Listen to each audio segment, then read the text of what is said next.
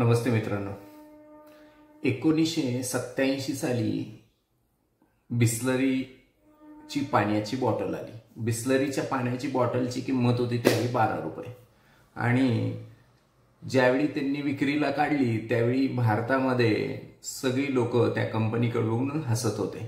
ते म्हणत होते की पाणी कोण विकत घेणार, तुम्ही कोल्ड ड्रिंक वगैरे आणलं असतं तर बरं झालं असतं, पाणी कोण विकत घेणार। पण आज 87 पासून आज आपण इतिहास बघतोय की जवळजवळ प्रत्येक जिल्ह्यामध्ये एक वेगळी बिस्लरीची बॉटल, पाण्याची बॉटल विक्रीला मिळते। आजही नाव त्याचं बिस्लरीच ठेवलं जात आहे, एवढा मोठा ब्रँडिंग त्यांनी केलं होतं।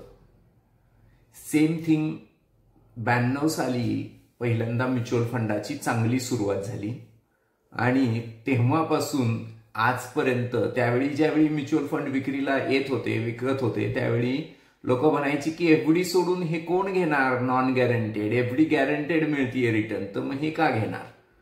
आणि आज कंडिशन अशी आहे की प्रत्येक घरामध्ये एसआयपी चालू आहे, प्रत्येक घरामध्ये म्युच्युअल फंडची इन्व्हेस्टमेंट चालू आहे।